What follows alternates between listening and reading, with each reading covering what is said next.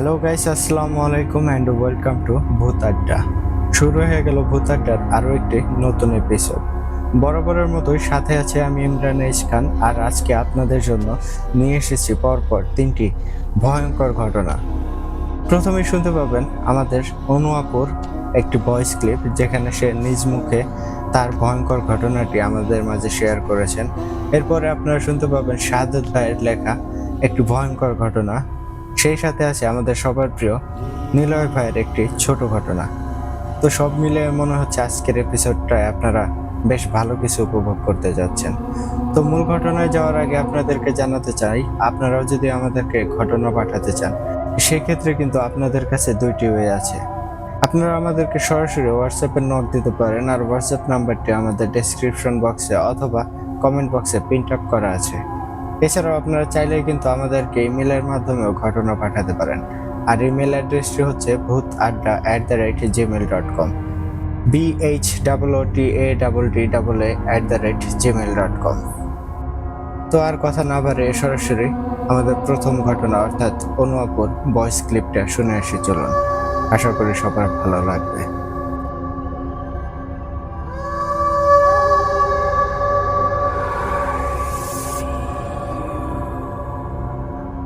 আসসালামু আলাইকুম। ভূত আড্ডা সবাইকে অভিনন্দন।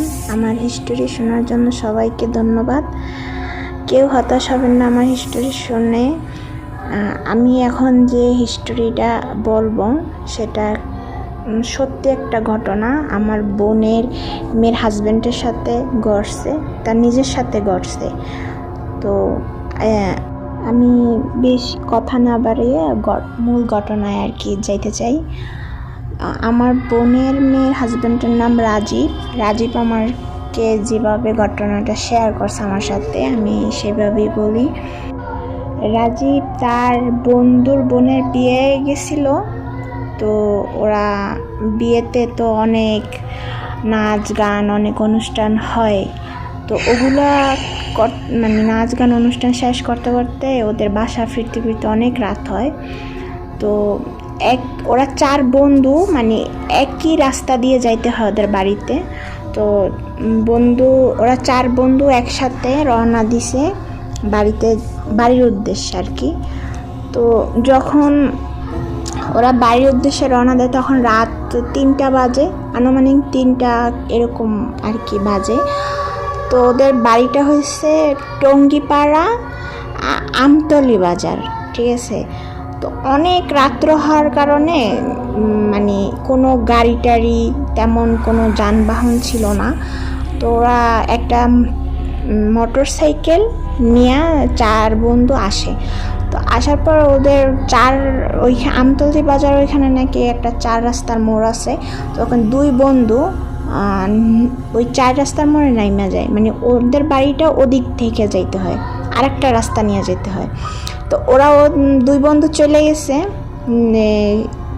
স্বপন আর মিলন। ওরা 2 বন্ধু এক রাস্তা দিয়ে চলে গেছে। তো রাজীব আর যে নয়ন ছিল, ওরা 2 বন্ধু বাড়ি আবার একদিকে আর একটা রাস্তা দিয়ে যেতে হয়।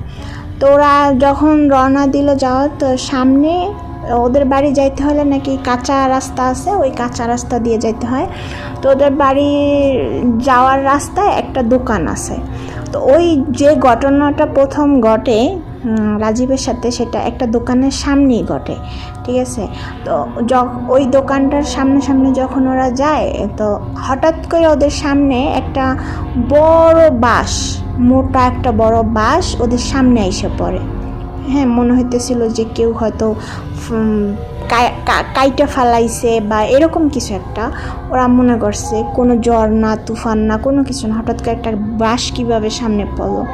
তো ওরা একটু চমকে যাওয়ার পর ওরা আর কিছু না ভাইবা ওরা ওই বাঁশটার নিচ দিয়েই চলে যায়, ঠিক আছে।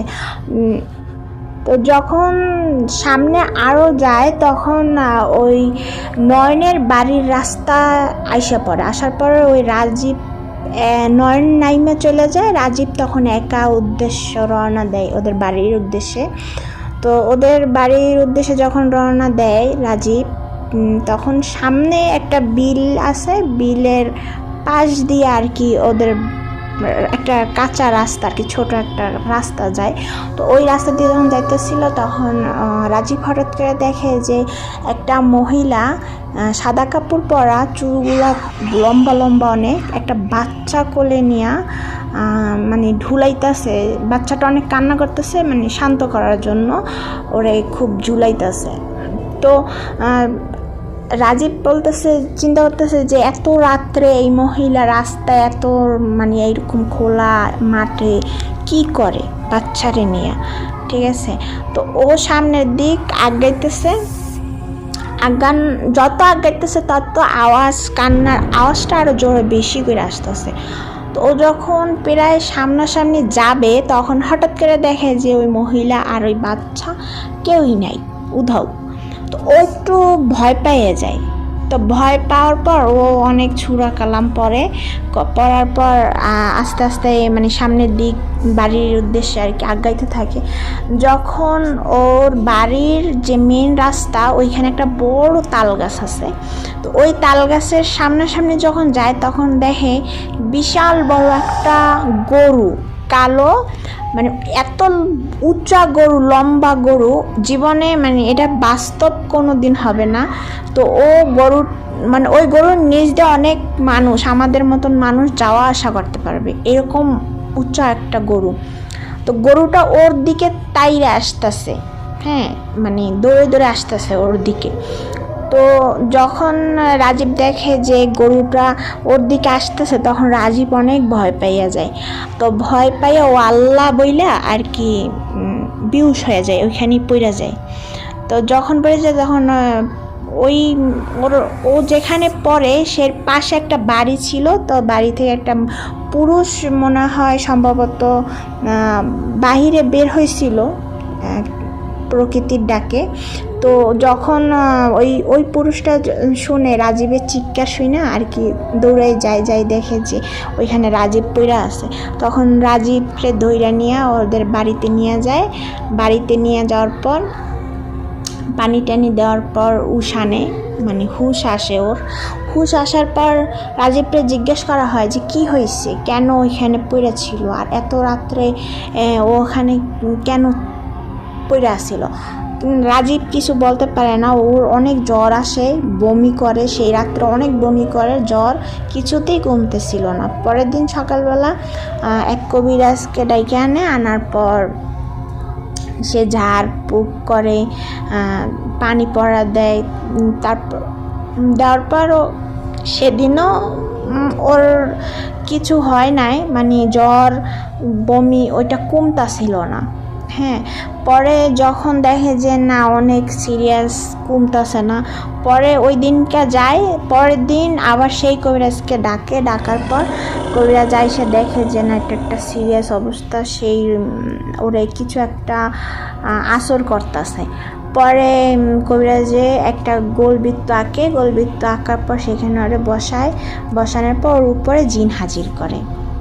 জিন হাজির করার পর যেই জিনটা আর কি ওরে এরকম ভয় দেখাইছে, তো ওই জিনটা আর কি মানে কবিরাজ জিজ্ঞেস করতেছে কে তুই, কোথা থেকে আসছস, কেন ওর সাথে এরকম করছস। তখন ওই জিনটা বলছে যে ও যে তাল গাছের গোড়ায় পইরা ছিল বেহুশ হইয়া, ওই তাল গাছের ওইখানেই নাকি নিচে একদিন ও দাঁড়ায় প্রস্রাব করতেছিল। তখন ওই জিনের পরিবার সহ ওরা ওইখানে ছিল। তো ওর ওই দাঁড়াইয়া প্রস্রাব করার কারণে জিনদের অনেক প্রবলেম হয়, অনেক সমস্যা হয়, সেই থেকে ওর পিছে লাগে। কিন্তু ওদিনকে অনেক রাত্রে ওরে একা পাইয়া ওরে মাইরে ফেলাইতে চাইছিল, কিন্তু ওই যে বাঁশটা পড়ে গেছিল ওইটার উপরে দিয়ে যদি ওরা যাইতো তাহলে ও দিনকে ওর শেষ দিন ছিল। কিন্তু ওর ভাগ্য ভালো যে ও দিনকে বাসটার নিচ থেকে গেছে। যাওয়ার পর যখন ওর অনেক ভয় দেখাই করে, ও তখন যদি বেহুশ না হইতো তাহলে ওরা সত্যি সত্যি মাইরা ফেলাইতো। আর ওই লোকটা যাওয়ার কারণে ওর কোনো ক্ষতি করতে পারে নাই। তো পরে যখন কবিরাজকে এইগুলো বলছে তখন কবিরাজ বলছে দেখ ও তো না যাই না এই করছে, তোদের ওইটা আস্থা না, ও তো আর জানে না, তো ওরে কী করলে তুই ওরে ছাইড়া দিবি বল। পরে ওই জিনটায় বলছে যে আমারে ভোগ দিতে হইব, একটা বড় গরু ভোগ দিতে হইব, যদি বড় একটা গরু ভোগ দেস তাহলে আমরা চলে যাব। তারপরে কবিরাজা বলছে, দেখ এত বড় একটা গরু ভোগ দিতে পারবো না, তুই অন্য কোনো ডিমান্ড কর। পরে যখন ওই জিনটা বলে ঠিক আছে একটা ছাগল ভোগ দিস আমারে, তো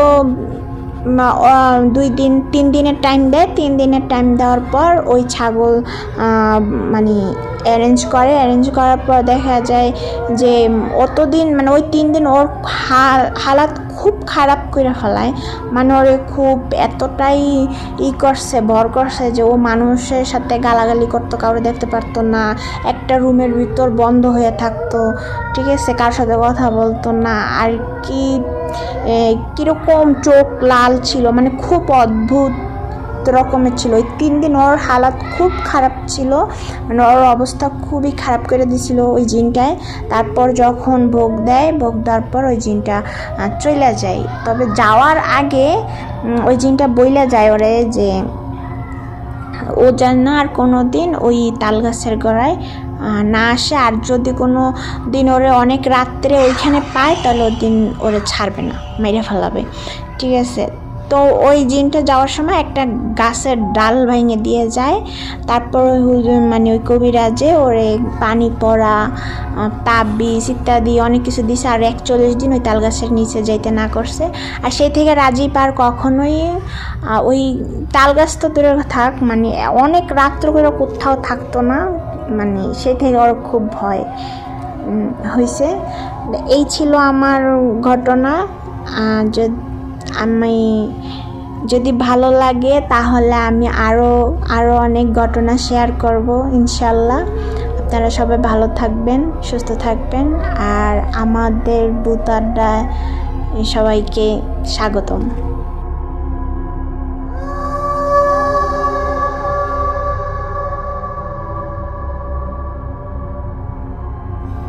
ধন্যবাদ তনু আপু, এত সুন্দর করে আপনার ঘটনাটি আমাদের সবার উদ্দেশ্যে উপস্থাপন করার জন্য। আশা করি আপনার ঘটনাটি আমাদের লিসেনারদের অনেক বেশি ভালো লেগেছে।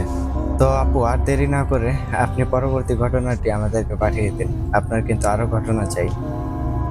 তো লিসেনার্সগণ, আপনাদের কেমন লাগলো অনু আপুর ঘটনাটি অবশ্যই কমেন্ট করে কিন্তু জানাবেন।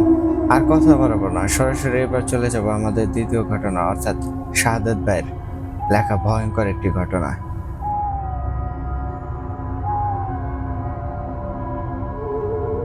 কেমন আছেন সবাই? আশা করি আল্লাহর অশেষ রহমতে অনেক অনেক ভালো আছেন। আমি মোহাম্মদ শাহাদাত, অভিশপ্ত বটগাছের স্টোরি লেখক। আবারও ফিরে আসলাম নতুন একটা কালেক্টেড স্টোরি নিয়ে। প্রথমেই জানাই ভূত আড্ডা চ্যানেলে সবাইকে অনেক অনেক স্বাগতম। রীতিমতো আপনাদের শ্রদ্ধা ও ভালোবাসা পেয়ে এই প্রথম ভূত আড্ডা চ্যানেলে নতুন একটা কালেক্টেড স্টোরি নিয়ে ফিরে আসলাম। এই স্টোরি দিয়েই আমি আমার ভূত আড্ডা চ্যানেলের যাত্রা শুরু করলাম। ধন্যবাদ জানাই প্রিয় ইমরান ভাইকে, তার অসাধারণ স্টোরি টেলিং এবং এডিটিংগুলো আমাদের নিয়ে যায় অন্য একটা ভয়ের জগতে। তার অক্লান্ত রাত জাগার পরিশ্রম দিয়ে তিনি প্রতিনিয়ত আমাদের নতুন কিছু অনুভূতি দেওয়ার চেষ্টা করে যাচ্ছেন। তো যাই হোক, আর কথা না বাড়িয়ে ঘটনাটি শুরু করছি। ঘটনাটি পাঠিয়েছেন আমাদের একজন লিসেনার ও স্টোরি লেখক নূর আলম তালুকদার ভাই। তিনি যেভাবে ঘটনাটি পাঠিয়েছেন আমি ঠিক সেভাবেই বলার চেষ্টা করছি। বলছেন নূর আলম তালুকদার ভাই। আউযু বিল্লাহি মিনাশ শাইতানির রাজিম, বিসমিল্লাহির রহমানির রহিম। আল্লাহ মহান, আল্লাহ শ্রেষ্ঠ, আল্লাহ সর্বশক্তিমান। আসসালামু আলাইকুম ওয়া রাহমাতুল্লাহি ওয়া বারাকাতুহু। উপস্থাপনা মোহাম্মদ ইমরান এইচ খান ভাই। আশা করি আপনি অনেক অনেক ভালো আছেন এবং আপনি সবসময় ভালোর দলেই থাকেন। ভূত আড্ডা চ্যানেলের সকল স্টোরি টেলার এবং শ্রোতা বন্ধুদের জানাই আসসালামু আলাইকুম ওয়া রাহমাতুল্লাহি ওয়া বারাকাতুহু এবং হিন্দু ভাইদের প্রতি জানাই নমস্কার। আমি চলে আসলাম আপনাদের মাঝে ভূত আড্ডা চ্যানেলে নতুন করে ফিরে আসলাম।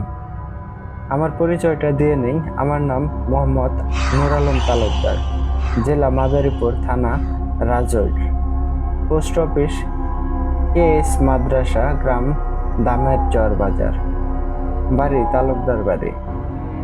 শ্রোতা বন্ধুরা, আপনারা এখন থেকে আমাকে ভূত আড্ডায় নিয়মিত শুনতে পারবেন। আমি ভূত আড্ডা চ্যানেলে আপনাদের জন্য নিয়ে আসলাম আমার প্রথম স্টোরি। বেশি কথা না বাড়িয়ে এবার ঘটনায় যাওয়া যাক। ঘটনাটি আমার নিজের সাথেই ঘটে যাওয়া একটি ঘটনা। ঘটনাটি ঘটেছিল 1998 সালে। আমার বয়স তখন 6 কি 7 বছর হবে। তখন আমি সেই রকম কোনো কিছু বুঝতাম না, তারপরেও যা বুঝতাম মোটামুটি ভালোই বুঝতাম। তো যাই হোক, আপনারা সবাই জানেন হয়তো 1998 সালে বাংলাদেশে বিশাল বড় বন্যা হয়েছিল।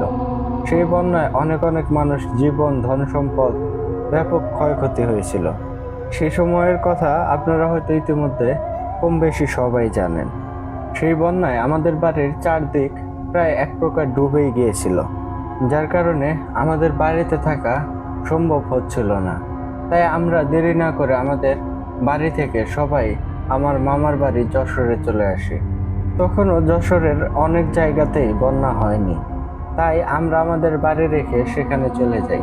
তারপর প্রায় 15 থেকে 20 দিন পর আমরা সবাই মিলে আমাদের বাড়িতে চলে আসি। কিন্তু কে জানতো আমাদের বাড়িতে আমাদের জন্য অন্য কিছু অপেক্ষা করে আছে। ঘটনাটি শুরু হয় আমরা আমাদের বাড়িতে আসার পর থেকেই। তখন আমাদের ঘরের ভেতর অল্প অল্প পানি ছিল এবং উঠানে প্রায় 1 মাজা পরিমাণ পানি ছিল। তো হঠাৎ আমি একদিন বিকেলবেলা আমাদের ঘরের দরজায় দাঁড়িয়ে দাঁড়িয়ে মিঠাই খাচ্ছিলাম। তখন আমার সামনে যা দেখতে পেলাম তা দেখার জন্য আমি নিজেও প্রস্তুত ছিলাম না। আমি দেখি আমার সামনে বিশাল বড় একটা সাদা জোব্বা পরা লোক দাঁড়িয়ে আছে। তার চোখ দুইটা থেকে যেন আগুনের রশ্মি বের হচ্ছে। তার হাতে বিশাল বড় একটা তলোয়ার। তার দেহ এতটাই বিশাল ছিল যে তাকে ভালোভাবে দেখার জন্য আমার মাথাটা অনেকটা উঁচু করতে হয়েছিল। তারপর হঠাৎ তার চারপাশের পানির ঘূর্ণিঝড় শুরু হলো। বাড়ির চারপাশের যত পানি ছিল সব যেন তার চারিপাশে ঘুরছে। আর তার কিছুক্ষণ পর সেই পানিগুলো বড় একটা ঢেউয়ের আকার নিয়ে আমার দিকে আছড়ে পড়বেই। এমন সময় আমি অনেকটা ভয়ে একটা জোরে চিৎকার দেই। কিন্তু আমি লক্ষ্য করলাম আমার মুখ থেকে যেন কোনো শব্দই বের হচ্ছে না। এইভাবে কতক্ষণ ছিলাম জানি না, তবে হঠাৎ আমার চোখের চারদিকে অন্ধকার হয়ে আসে। তারপর আমার চোখ বন্ধ হয়ে সেখানে পড়ে যায়। তারপর আমার কি হয়েছে আমি কিছু জানি না। আমি চোখ খুলতেই দেখি আমি বিছানায় শুয়ে আছি, আর আমার আব্বু আম্মু আমার পাশে বসে আছেন, আর আমার আম্মু আমার মাথায় হাত বুলিয়ে দিচ্ছেন। তখন আমি আমার সাথে কি হয়েছে সেটা জানতে চাইলে আব্বু আমাকে বলল, তুই যখন মিঠাই নিয়ে সন্ধ্যাবেলা দরজার সামনে গিয়েছিলি, তার কিছুক্ষণ পর তোর আম্মু অনেকবার তোকে ডাকতেছিল, কিন্তু তুই কোনো মতেই সেই ডাকের কোনো রকম সাড়া দিচ্ছিলি না। তাই তোর আম্মু তোকে খুঁজতে যখনই দরজার সামনে যায়, তখন দেখে তুই দরজার সামনে এক ধ্যানে দাঁড়িয়ে আছিস। তখন তোর আম্মু তোকে পেছন থেকে ডাকতে থাকে, কিন্তু তুই তাও সাড়া দিচ্ছিলি না। ব্যাপারটা অস্বাভাবিক মনে করে তোর আম্মু আমাকে ডাক দেয়, আর আমি সাথে সাথে সেখানে যাই। তোর আম্মু আমাকে সব কিছু বললে আমি তোর আম্মুকে নিয়ে তোকে ডাকতে ডাকতে তোর কাছে যাই, কিন্তু তুই তখনও কোনো সাড়া শব্দ দিচ্ছিলি না। তখন তোর কাঁধে আমি হাত রাখি। তখন তুই অনেক রাগী চেহারায় আমার দিকে তাকাস। একদম কালো হয়ে গিয়েছিলি। তোর চোখ দুইটা লাল আগুনের মতো দেখাচ্ছিল। তারপর আমি সেটা বুঝতে পেরে আমি আর তোর আম্মু সূরা পরে তোর শরীরে ফু দিতেই তুই অজ্ঞান হয়ে নিচে পড়ে যাস, আর আমরা তাড়াতাড়ি করে তোকে বিছানায় নিয়ে আসি। এই বলে আব্বু কিছুক্ষণ থামলেন। সেটা শুনে আমি কিছুটা ভয় পেয়ে যাই।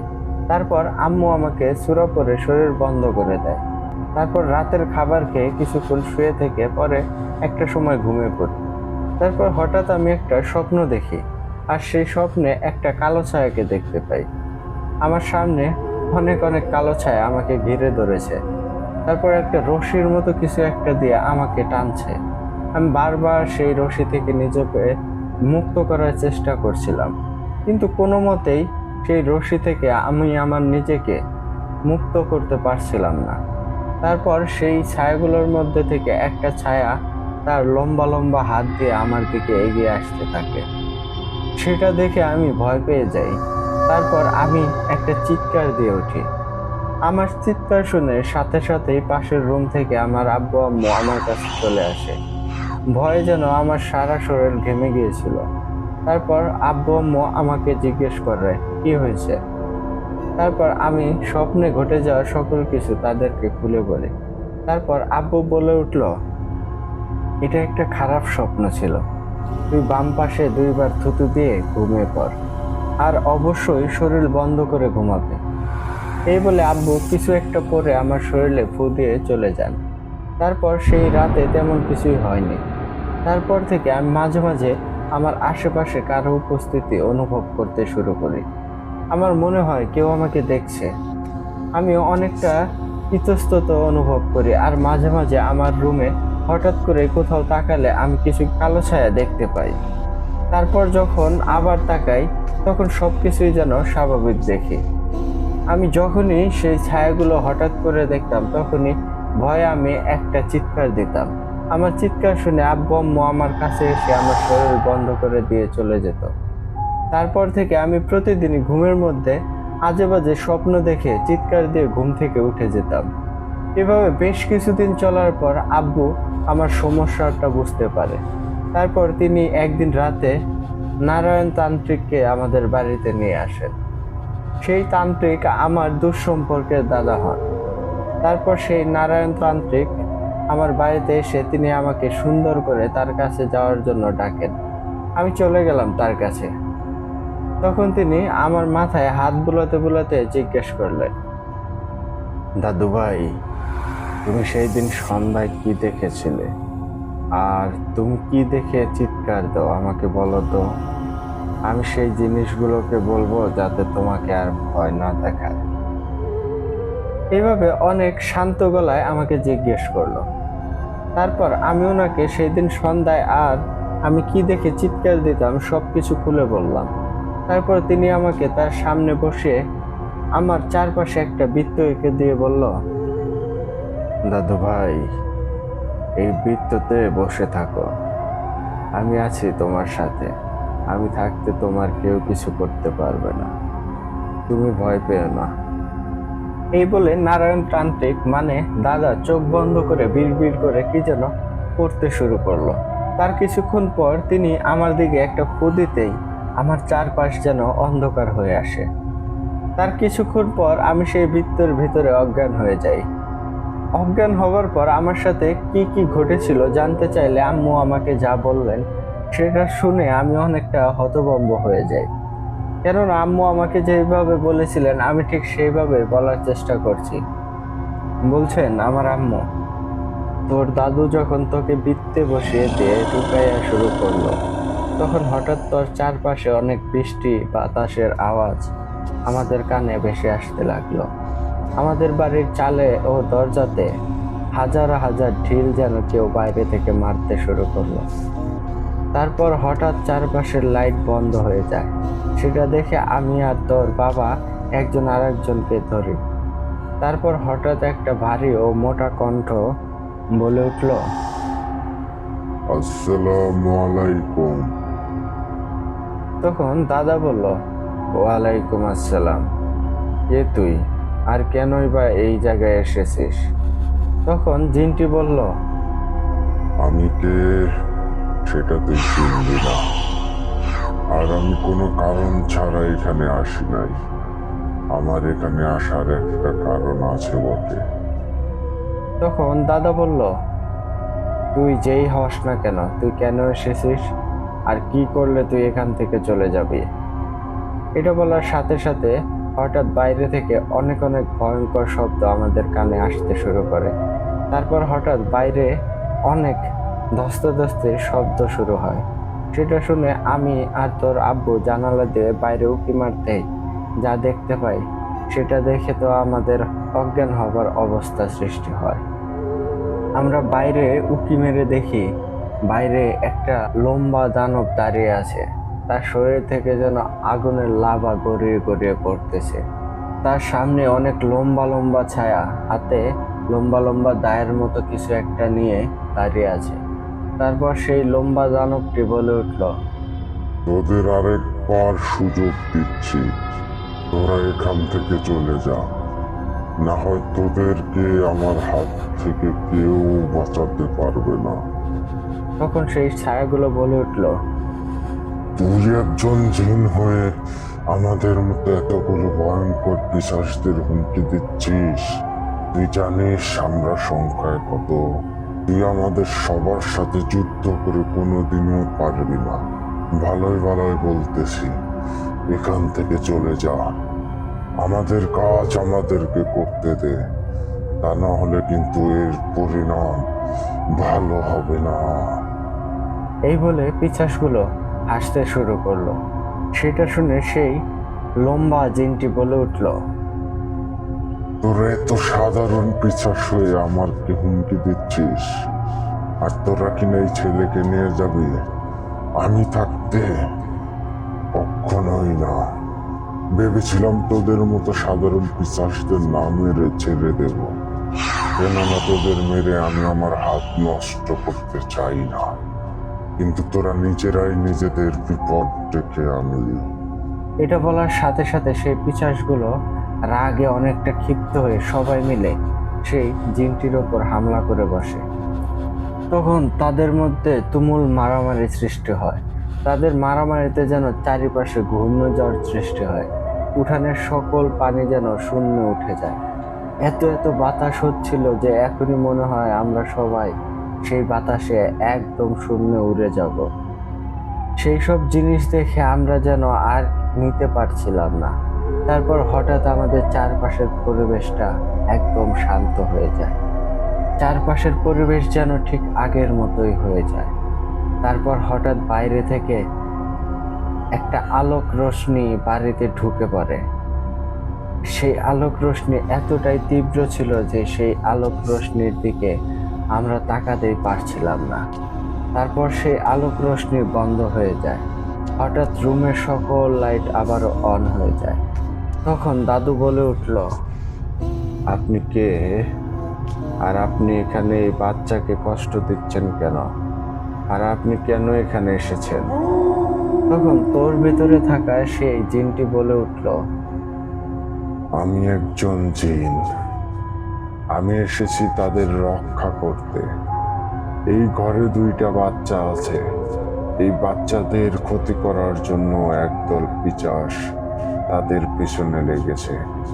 আর ওই দিন যখন পিশাচদের সাথে আমি লড়াই করার জন্য আমার শরীরে দানবের রূপ নিলাম, তখন এই ছেলেটি মিঠাই খেতে খেতে ওখানে চলে আসে আর আমার দানবীয় রূপ দেখে ফেলে।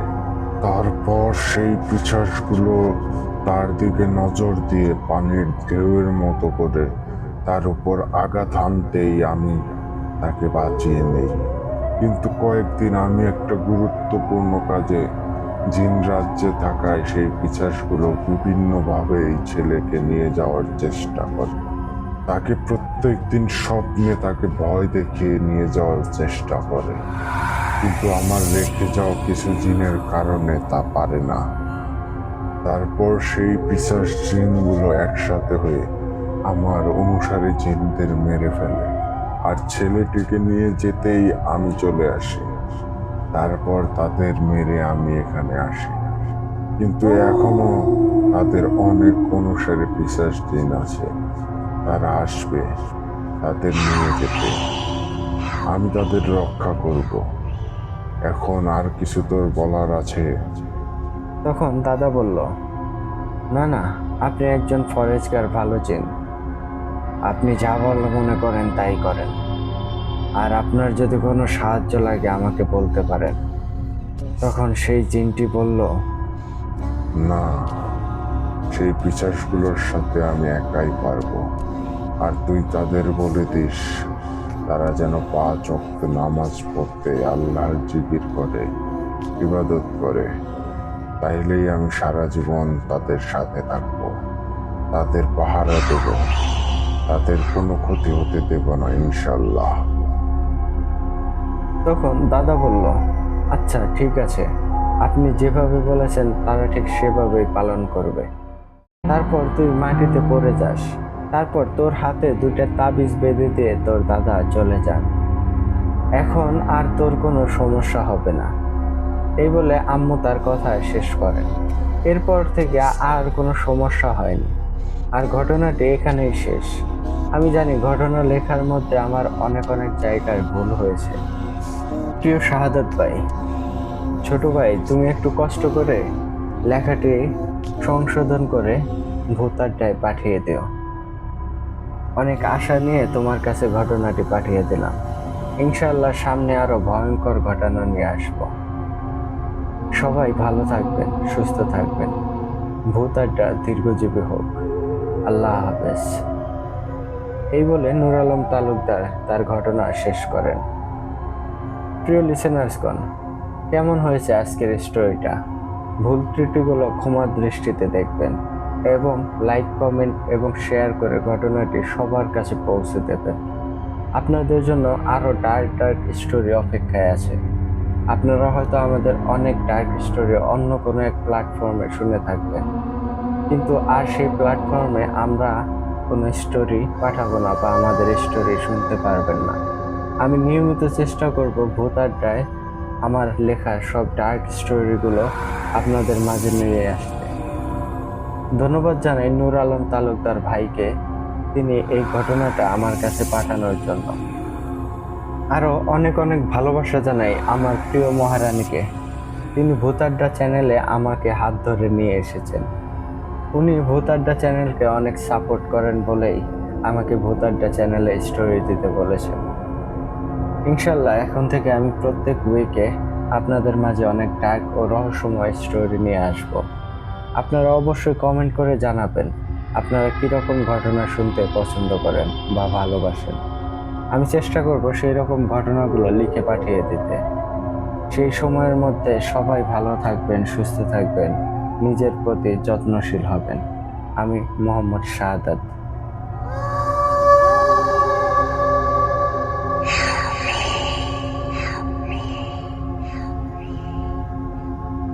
ধন্যবাদ শাহাদাত ভাই, এত সুন্দর করে আপনার ঘটনাটি আমাদেরকে লিখে পাঠানোর জন্য। সত্যি ঘটনাটা অনেক বেশি ইউনিক ছিল, অনেক ভালো লাগলো। আপনার আরও ঘটনা চাই কিন্তু ভাই, দেরি করবেন না, পরবর্তী ঘটনাটা আমাদেরকে পাঠিয়ে দিন। আর শ্রোতা বন্ধুগণ, আপনাদের কেমন লাগলো শাহাদাত ভাইয়ের এই ঘটনাটি অবশ্যই কিন্তু কমেন্ট করে জানাবেন। তো আর কথা বাড়াবো না, সরাসরি চলে যাব আমাদের তৃতীয় তথা শেষ ঘটনা। তাহলে চলুন শুনে আসি নিলয় ভাইয়ের ঘটনা।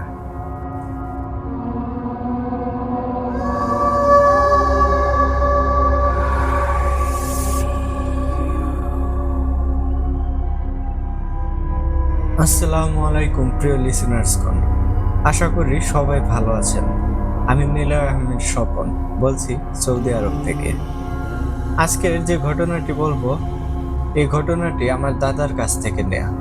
তো দাদা আমাকে যেভাবে ঘটনাটি বলেছিল ঠিক সেভাবেই আপনাদের মাঝে বলছি। বলছেন, দাদা,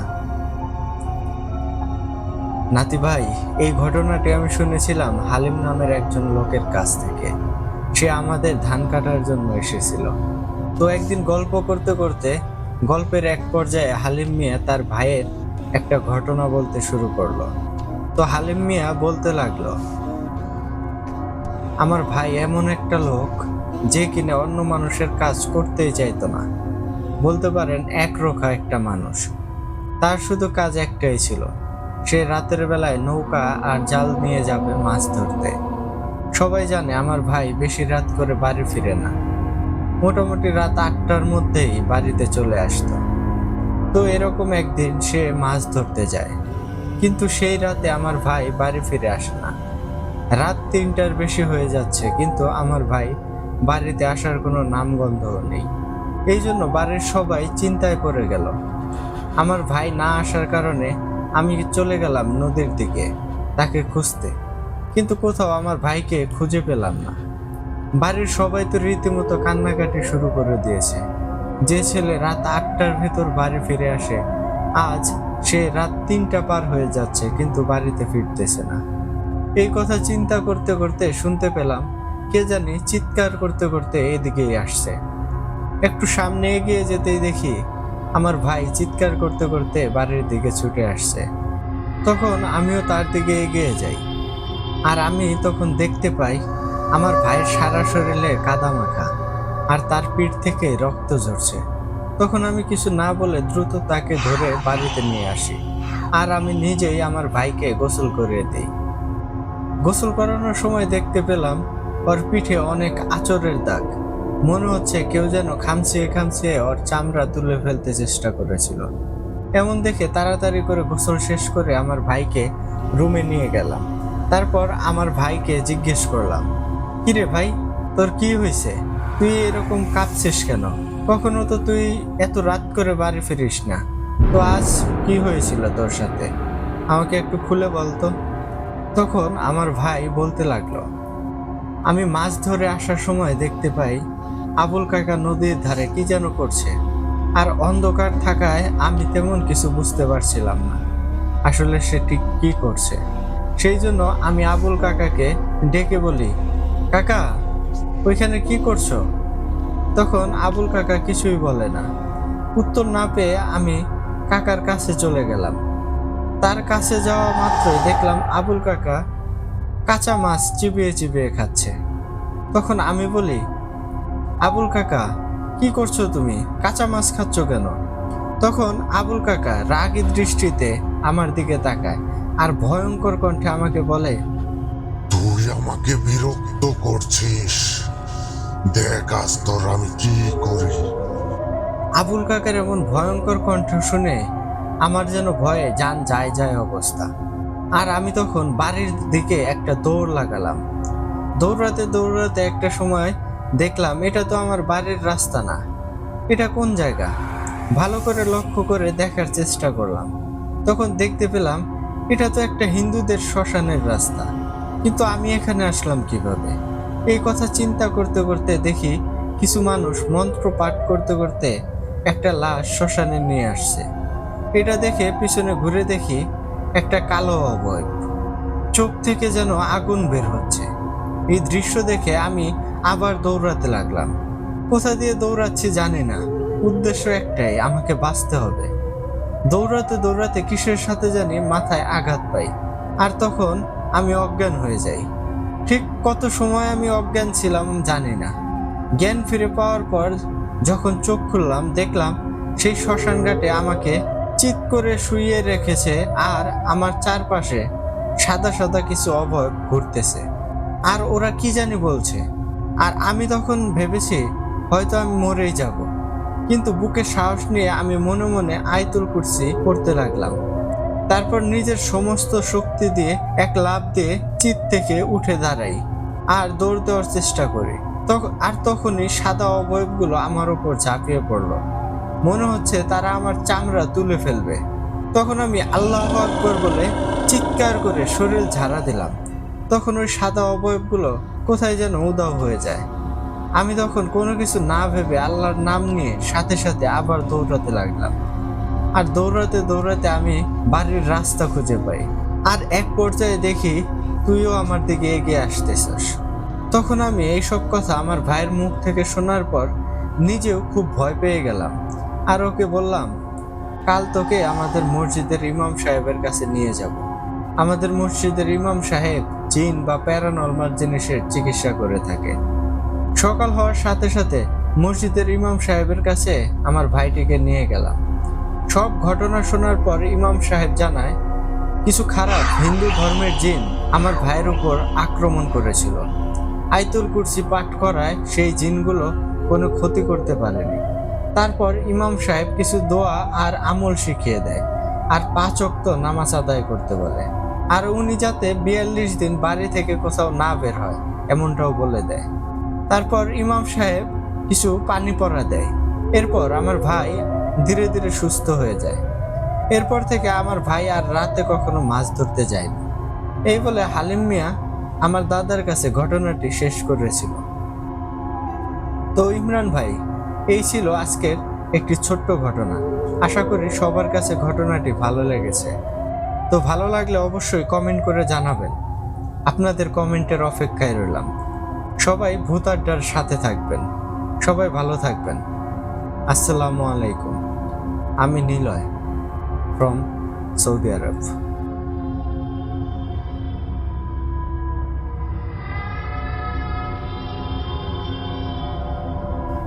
ধন্যবাদ নিলয় ভাই, এত সুন্দর করে আপনার ঘটনাটি আমাদেরকে লিখে পাঠানোর জন্য। ঘটনাটি যদিও খুব ছোট আকারের ছিল, তারপরেও কিন্তু ঘটনার মধ্যে অনেকটা ভয়াবহতা ছিল। ধন্যবাদ ভাই, এইভাবে পাশে থাকার জন্য, এইভাবে আমাদেরকে সাপোর্ট করার জন্য।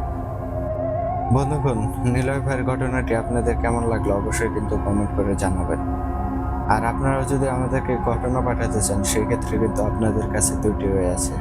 প্রথমত আপনারা আমাদেরকে হোয়াটসঅ্যাপে নক দিতে পারেন, আর হোয়াটসঅ্যাপ নাম্বারটি আমাদের ডেসক্রিপশন বক্সে অথবা কমেন্ট বক্সে প্রিন্ট আপ করা আছে। এছাড়াও আপনারা কিন্তু চাইলেই আমাদেরকে ইমেলের মাধ্যমেও ঘটনা পাঠাতে পারেন। আর ইমেল অ্যাড্রেসটি হচ্ছে bhutaadda@gmail.com, BHOOTADDA@gmail.com। তো এই ছিল আজকের আয়োজন, আশা করি আপনাদের সবার অনেক ভালো লেগেছে। তো আজকের মতো আমি বিদায় নিচ্ছি। আমি ইমরান ইস খান। আগামী এপিসোডে ইনশাল্লাহ আবারও কথা হবে আপনাদের সাথে নতুন কোনো ঘটনা নিয়ে। টিল দেন সবাই ভালো থাকুন, সুস্থ থাকুন। আসসালামু আলাইকুম।